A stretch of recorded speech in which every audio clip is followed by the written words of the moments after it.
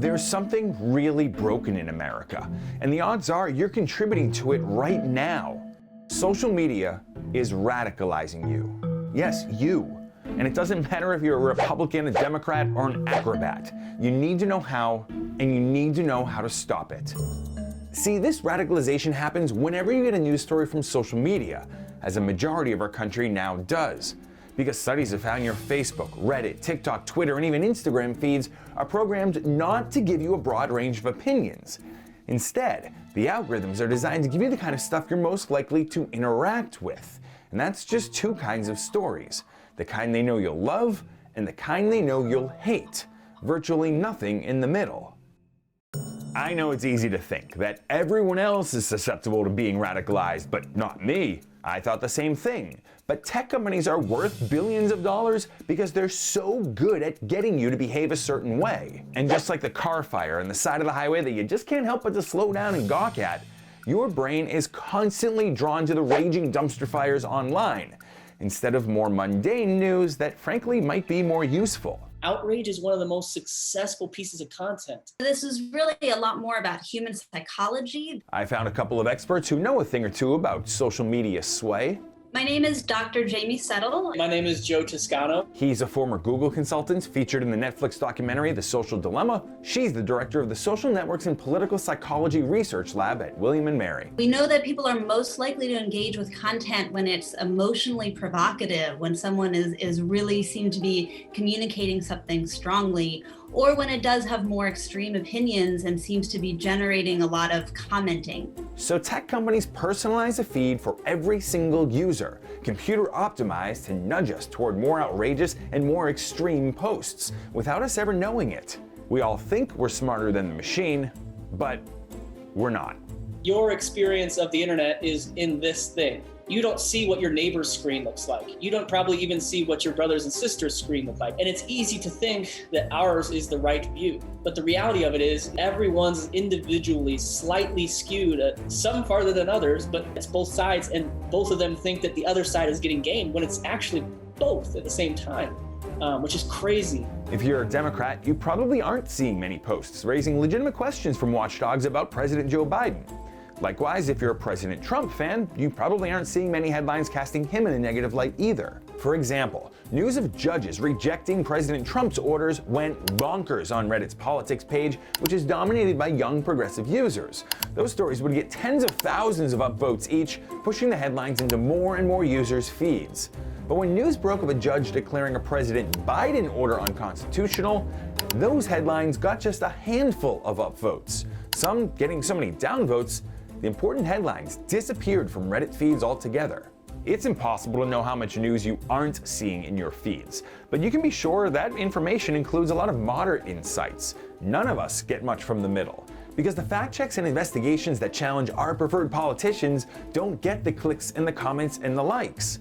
And without those checks and balances, we just sink deeper into our partisan beliefs and further away from the middle. That's big tech dividing and radicalizing us.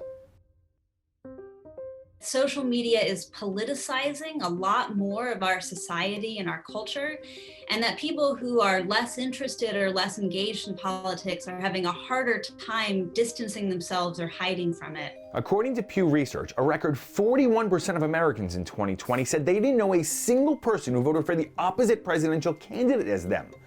It's easy to feel like nobody rational could possibly vote for the other guy when there aren't many rational moderates in your feed. We only see the most extreme examples of those people who are not in our group, but it's very natural for us to think that those are the people who are most representative of the other side. And so we tend to think that the other side is more similar in their viewpoints and that they're more extreme in the opinions they hold. The feeds are leading users to believe that every Republican is racist or that every Democrat hates police. So they're not just misguiding us, they're also driving us to hate more.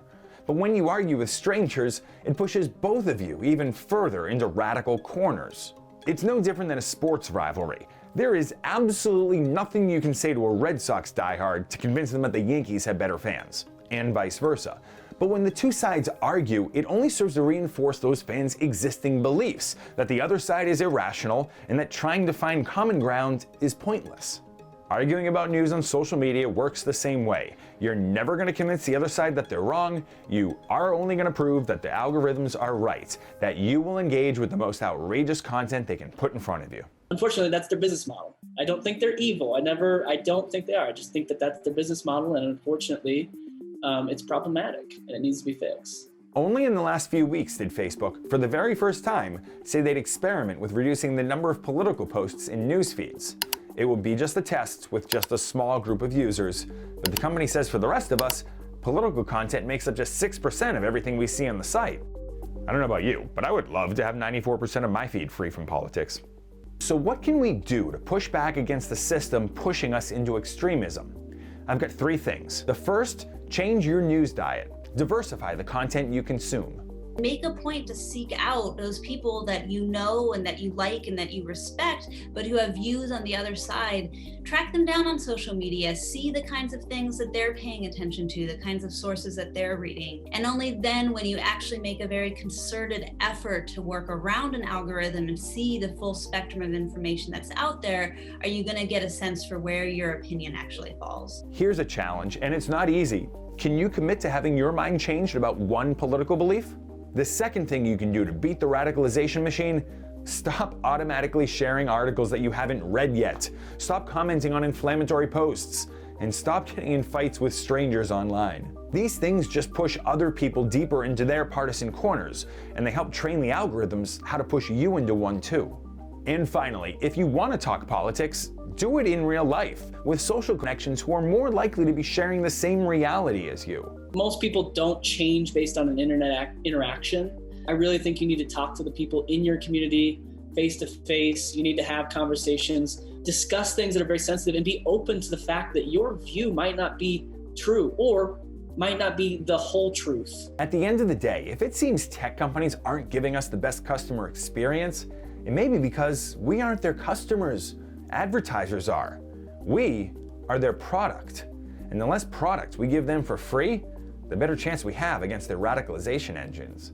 Social media may have helped America get into this partisan predicament, but we've got to be the ones that get ourselves out of it. Hey everyone, Noah Pransky here. Thanks for checking out the NBCLX YouTube channel. For more videos, click here. And don't forget to click subscribe to join the NBCLX community.